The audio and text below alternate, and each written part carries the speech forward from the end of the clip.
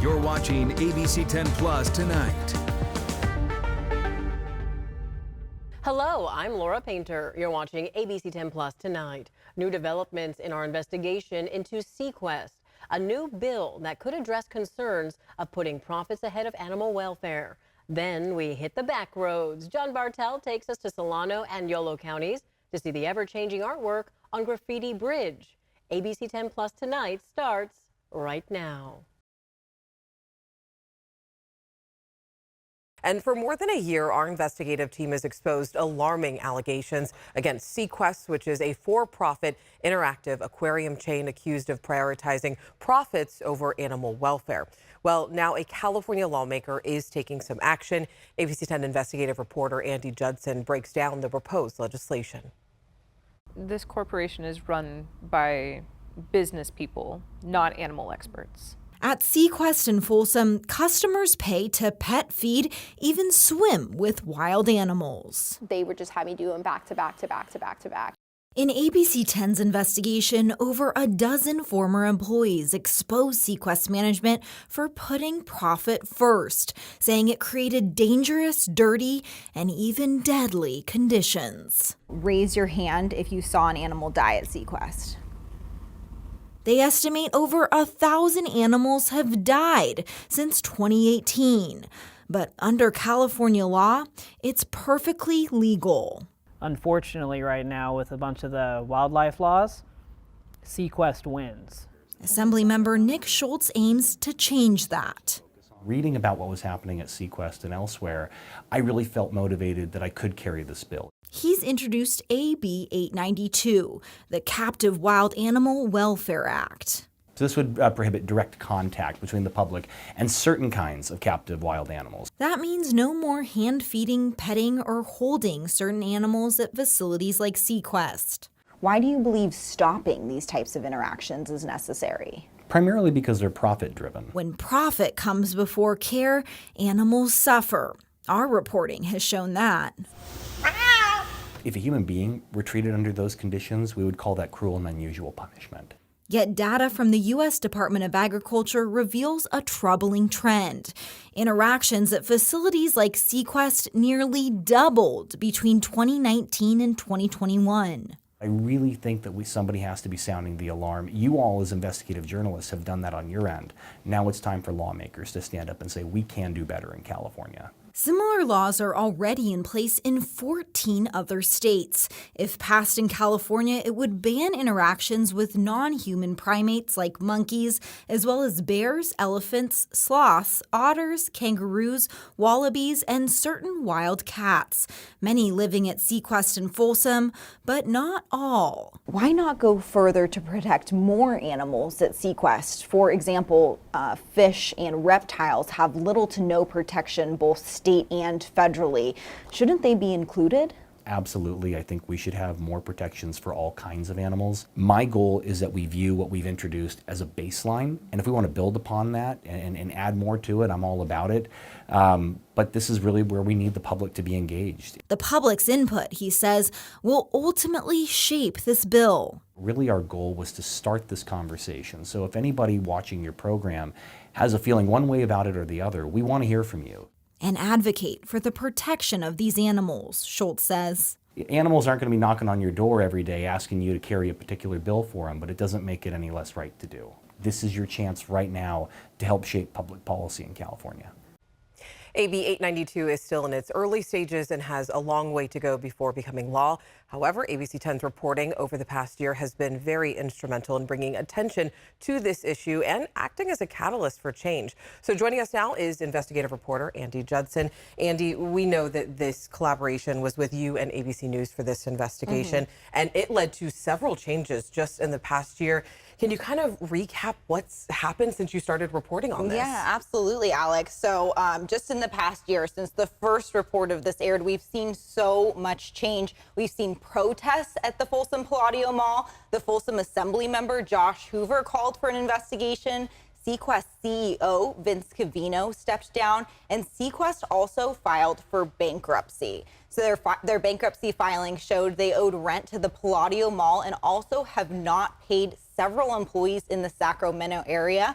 Despite this, they're still operating in Folsom and animals remain there. However, other Seaquest facilities have recently shut down, including in Texas and Minnesota, Alex. And as we heard, Assemblymember Schultz said that this bill will be shaped by public input, public voices. If people do want to have their voices heard, who can they reach out to? How can they share that information? Yeah, that's the question, right?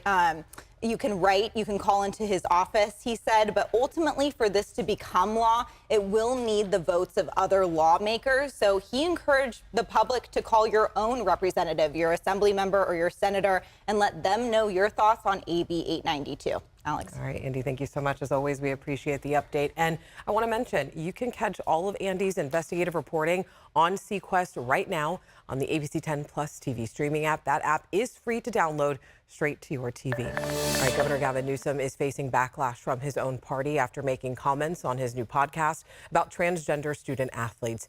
ABC10's Becca Hobbecker joins us in studio now to break down exactly what he said. Becca. Alex, Governor Newsom, a longtime champion of LGBTQ rights, called transgender athletes on girls' and women's sports teams unfair. He made those comments on the premiere episode of his new podcast, which launched today, and lawmakers and activists are now reacting.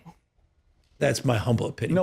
In the first episode of his new podcast called This is Gavin Newsom, the governor spoke with conservative activist, author, and media personality Charlie Kirk. It's easy to just call it kind of a book ban. Kirk brought up the topic of trans athletes in high school girls' sports and asked the governor if he'd do anything about it. Would you say no men in female sports? Well, I think it's an issue of fairness. I completely agree with you on that. Newsom then added more context to his position. There's also a humility and a grace that these poor people are more likely to commit suicide, have anxiety and depression. And the way that people talk down to vulnerable communities is an issue that I have a hard time with as well. So both things I can hold in my hand. State lawmakers on both sides of the aisle tell us they're surprised by Newsom's remarks. We've been saying this for years, and I'm stunned today he's actually admitted it. But I just don't know if it's genuine or not, because he's not just some political commentator, he's the governor. So he actually has the ability to change this policy, and I don't think he's going to change the policy. Republican Assemblymember Bill Asaley points to a bill he introduced, which would require students to play on sports teams and use bathrooms consistent with their sex assigned at birth. He thinks Newsom's podcast comments won't translate into action. He could issue an executive order right now to end this policy in California, but he's not going to do it. Democrats and LGBTQ advocates oppose Newsom's stance. We, Equality California, are deeply disappointed and angered by the governor's comments. Transgender youth, like all youth, as we said many times, deserve dignity, respect, and the opportunity to participate in sports without fear of discrimination. The California Legislative LGBTQ Caucus issued a statement saying, in part, sometimes Gavin Newsom goes for the profile and courage, sometimes not. We woke up profoundly sickened and frustrated by these remarks. All students deserve the academic and health benefits of sports activity, and until Donald Trump began obsessing about it, playing on a team consistent with one's gender has not been a problem since the standard was passed in 2013. They're referring to a California law that allows student athletes to play on a sports team consistent with their gender identity. The governor's office tells ABC10 in California's 5.8 million student K-12 public school system, the number of transgender student athletes is estimated to be in the single digits. And the NCAA's president has said fewer than 10 college athletes nationwide are believed to be openly transgender. Some critics have said today Newsom's moderating of his stance adds fuel to the speculation of his eventual possible run for president. We reached out to the governor's office for response to the backlash. A spokesperson directed us back to the governor's comments on the podcast and pointed to his years-long record of protecting and expanding rights and protections for the LGBTQ community. Governor Gavin Newsom's executive order to send all state agencies and departments back to work in person 4 days a week is receiving major pushback. ABC 10's Devin Truby joins us live from the state capitol right now with the latest response from the largest union representing state workers. Devin, what have you learned today? Well, Laura, SEIU Local 1000 says that they'll be pushing back and hard and that state employees will not be used as a political pawn. Now, all this is happening as President Trump ordered federal workers to return in person as well. In just a few months, these streets are going to start looking a lot more crowded after Governor Gavin Newsom ordered all state agencies back to work in person 4 days a week by July 1st. State workers have mixed reactions. I'm an environmental scientist. I work with the state, and we finally got the air to clean up. The air is cleaner now, and now they want us to commute again, which is just going to cause the same pollution to return. According to the governor's office, the state employs 224,000 workers and about half already report in person. They say telework flexibility can be granted on a case-by-case basis. Chris Lumineer works for the Department of General Services and is happy to be back in person. That companies leased out these buildings, so let's not let them be empty, but I like going back to work. Actually keeps us in tip-top shape. SEIU Local 1000 filed an unfair practice charge with the Public Employment Relations Board. The union claims it's an unlawful mandate that violates their collective bargaining agreement. The California Association of State Attorney and Administrative Law Judges says work from home is a top 3 priority for them. Many of them were hired into organizations that had a 100% telework policy in place. So they are not geographically close. Many of the agencies have divested themselves of real estate, so they don't even have offices to house the attorneys. Folsom Republican Assembly member Josh Hoover echoes these same concerns. Last year, when Newsom ordered employees back to in-person work 2 days a week, he requested an audit to understand the cost and rationale. I think it's important that our state agencies have the flexibility to continue doing that work, not just to benefit our state employees, but also to ensure that California government remains competitive for employees with the private sector. Newsom's office says in-person work will provide better solutions and services. The SEIU union says this will impact workers financially with the cost of gas, and there is no data to prove return to work saves the state money. SEIU Local 1000 says that they plan a protest in San Francisco, Los Angeles, Fresno, and right here in Sacramento on March 12th, asking all state employees to join them. We reached out to Governor Newsom's office asking about this petition that's been filed and, more importantly, issues of equality, as some departments are pushing their employees back to work sooner than others. They responded to us with the following statement. The state will review their filing and respond as appropriate through the PERB process. We're confident in the department's ability to make this happen in the timeline provided. Per the EO and Government Operations Agency, CalHR and DGS will provide guidance and consult with individual agencies and departments through the transition. While still a lot to happen before they have to return on July 1st, 2025. So we'll keep you updated. Reporting live from the Capitol, Devin Truby, ABC 10. Laura. Certainly a lot of moving parts and a lot on the line for all sides here. Keep us posted. Devin Truby, thank you. Tonight, momentum's growing in Stockton to crack down on property owners who've let their lots and buildings sit vacant. ABC 10's Gabriel Porras has the details tonight. Well, they have become the scenes of break-ins, squatting, and even destructive fires for years. And now city council members say they want tougher action when it comes to the city's hundreds of vacant commercial properties. Boarded up back to back, these historic buildings part of a long-time problem. If I was to estimate as far as empty lots and empty buildings, we've probably got 30 to 40. In just the 123 square blocks that make up downtown, the area that Michael Huber represents as part of the Downtown Stockton Alliance. According to city estimates, there are nearly 250 vacant commercial buildings across Stockton. A lot of times people will buy a building down here because they think they got a good deal on it, and then when they go in to do the rehabilitation, sometimes the cost pushes them away. Then the buildings and lots sit empty, and according to Michael and city officials, when you have empty buildings, you have blight, and you have the risk of unsheltered getting in and starting a fire inside. For those reasons, city staffers this week proposed an ordinance that would require owners to register their vacant properties and pay fees, starting at $250 for year 1 and reaching $1,000 by year 3. A majority of the city council supported the idea. You can't just buy a building and have it be derelict in our community. But council members stopped short of approving it for one reason. Yeah, $250 isn't going to cover much. I think that we need to have it be higher. City staffers were asked to raise the proposed fees and bring it back for a likely approval. Downtown leaders say they agree. $250 is way too low. That doesn't move the needle. Michael and Stockton council members now hoping to produce downtown diamonds through financial pressure. That's the fear, is that some of these beautiful buildings will burn down. That's not what we want. We want a beautiful, thriving downtown. In Stockton, Gabriel Porras, ABC 10. Real thank you. Council members also asked city staffers to include an option for vacant property owners to sell or donate their land instead of paying fees.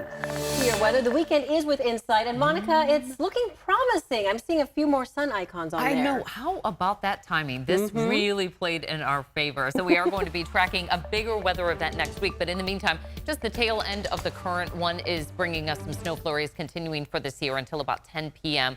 4 to 16 inches of snow is about what we saw from this weather system, so it was certainly impressive for this year. Not so much for the valley, only about 1/10 of an inch or less for most areas south of I-80, though. Modesto, we got over 1/2 inch of rain. We'll take it. Timeline into next week. Friday, Saturday, Sunday, we are dry. There's that spring forward on Sunday, so we have an hour less to enjoy the nice weather. But at least we get that later sunset. Next week, we're going to be talking about the weather impact alert and active weather heading our way. Highs for today in the mid to upper 50s. It was a cool day. You probably noticed it. You stepped outside and went, whoa, wow, that cold air certainly making a difference. Brought our snow level down to, in some places, 3,000 feet. Those highs in the Sierra only in the low 30s. Right now in the Big Mountain backyard, we have variable clouds, still a few snow showers left over for Tahoe.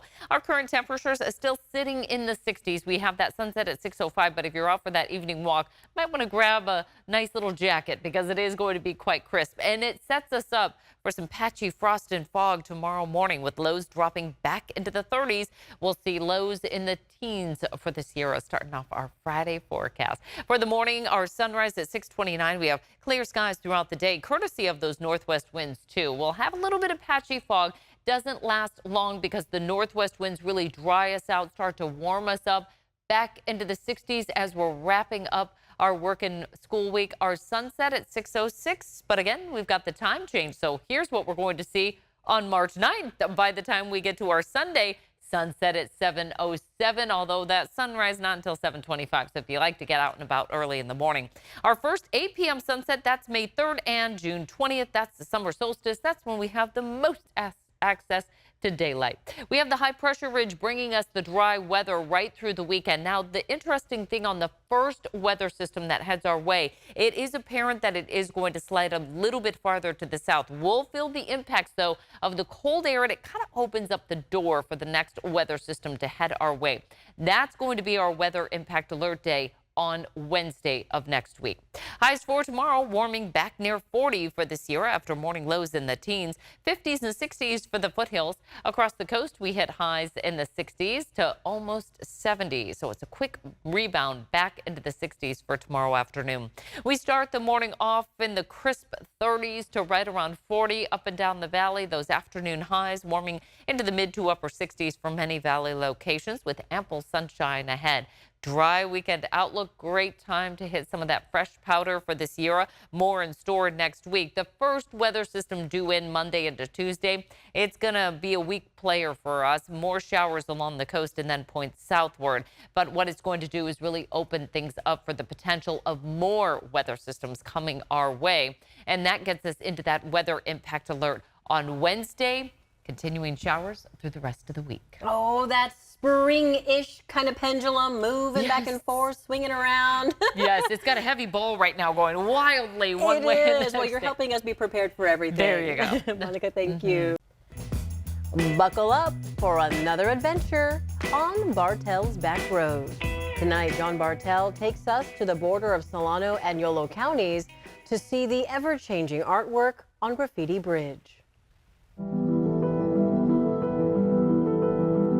Love, hate, fear, and a little happiness. Few bridges carry the emotion and color that this rural bridge linking Solano and Yolo counties does. That's a lot of graffiti. John Bartell here, making a little pit stop at the Stevenson Bridge just outside of Winters. On any given day, county traffic studies show that upwards of 300 bicyclists a day cross Puda Creek using what many have nicknamed Graffiti Bridge. Yeah! Riders like David Woods cross it twice daily while biking the 15 miles from UC Davis to Winters. And the only other places are like down by the campus or 5 miles, 6 miles that way. So if you want to cross, you got to cross here. Although David is grateful for the concrete arched bridge, he does question the artwork that covers it. It's an interesting pattern, and it changes daily. Is that so? It changed? Well, at least weekly. Evidence of recent graffiti artists can be seen all over the place. Freshly used spray cans litter the base of the bridge, and there's fresh paint on the high arches. Kinda makes you wonder who's tagging the bridge and why haven't they been caught? We have yet to catch one. Having been a student at UC Davis, I would say I spent a couple of evenings underneath the bridge. Matthew Tuggle is the engineering manager at Solano County. He says the prime graffiti suspects of the bridge are the UC Davis students, but busting the suspected taggers at this particular bridge is not exactly a high priority. As the county, we've never gone against the graffiti. We don't like anyone crawling on bridges and spray painting, but this bridge has that long history, very rich history of that happening.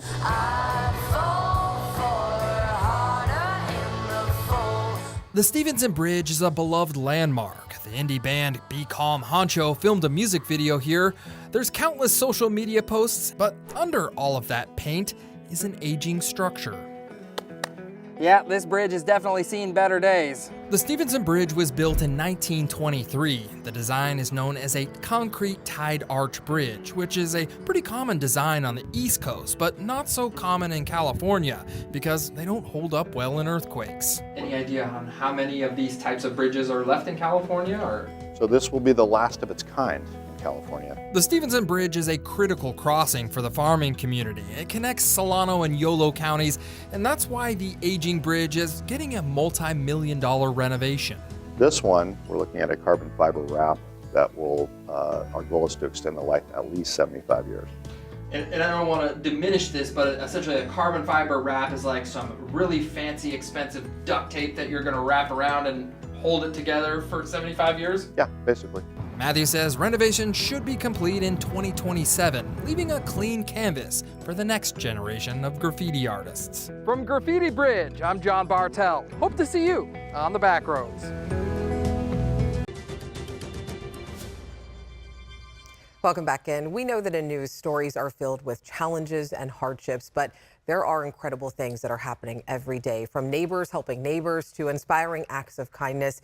Each week, we're going to be sharing stories on people that are really making a difference in our community. So tonight in Champions of Hope, we're introducing you to a woman who is helping give people a second chance at life.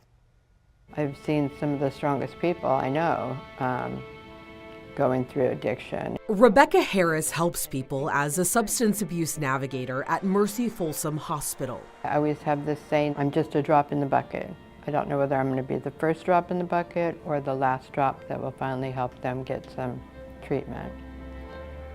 But at least I can be that drop in the bucket. Her career as a drug and alcohol counselor is more of a calling and a lifeline for patients like one woman who we'll call Tracy to protect her identity. I think it was the third time I had been in here. She said, if you don't get help, you are going to die.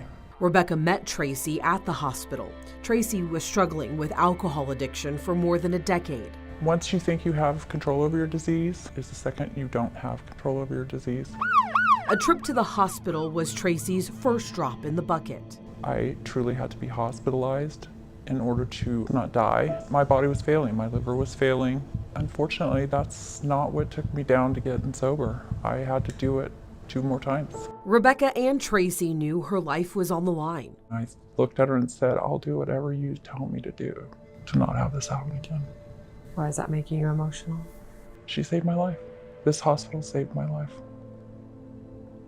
You don't get to get cirrhosis 3 times and get out again. Addiction is considered a medical disease. We got to treat them with the same respect. You got to have that empathy. Empathy, something Rebecca carries with her to each patient, reflecting on her own past. I myself suffered from a very traumatic childhood and started using substances very young in my life. I remember going to the hospital when I was in my addiction and being scared to death to talk to the doctor or anybody about it. Rebecca's recovery leading to her calling. I want to be the one that somebody can talk to about their addiction without being treated differently.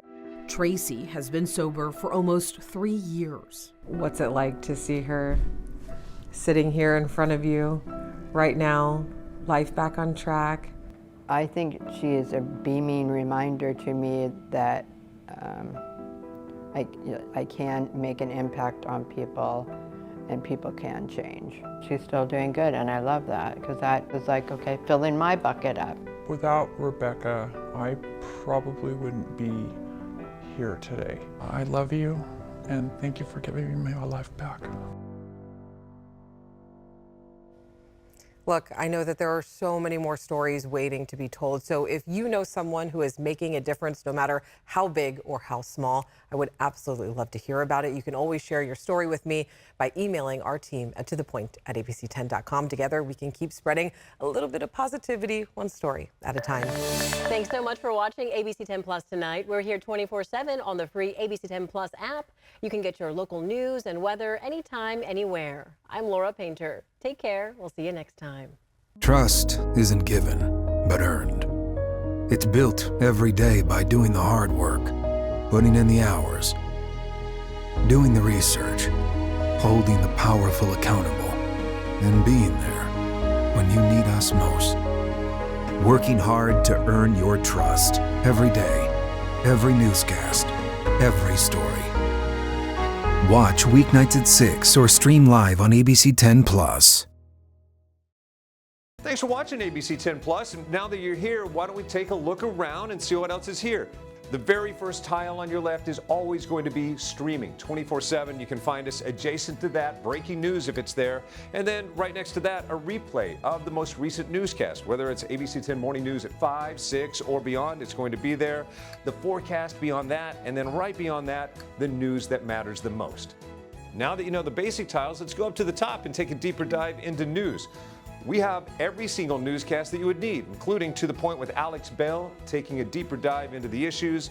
Beyond that, ABC 10 Morning News at 5 and 6 and 11, the evening shows as well. Below that, you can watch the top stories from To the Point. Under that, Dollars and Cents, where you can learn how to navigate this challenging economy. And below that, you can watch our award-winning ABC 10 Special Investigations, where we hold the powerful accountable. Going into weather, look, it's the 10-day forecast, getting you ready for the weekend and beyond. Beyond that, sports. I know you care about the Sacramento Kings. We have the most comprehensive guide to anything, everything Kings in the locker room and on the court. We have it. Below that, I know you care about the San Francisco 49ers. We can't mention Bay Sports without talking about the Oakland A's. We have that too. Backing out again, come up to the top and join me on Verify. I'm super excited about this. Our experts are checking the facts, verifying the truth for you. Jump up now to shows. Very excited about this. Oh, look. It's Take a Look. This is my show. I love movies, and if you love movies or streaming shows, whether it's on screens this big, or this big, it's Take a Look. Recently went behind the scenes, sat down with Lady Gaga and Joaquin Phoenix to talk about Joker 2. I love the movie, and oh, I just heard you shout you hate the movie. Jump in, we talk about it on this show. Other shows, Bartell's Backroads, go up and down the state of California, tank of gas getaways, one fuel cell getaway, like places like the Toy Museum.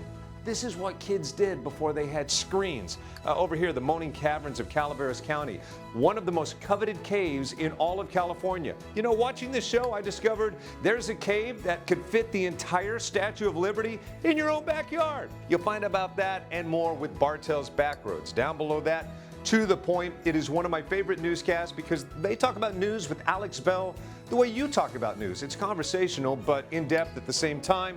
Below that, Your California Life.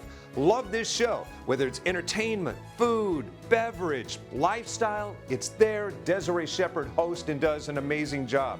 So there you have it. It's ABC 10 Plus, the app. What do you need?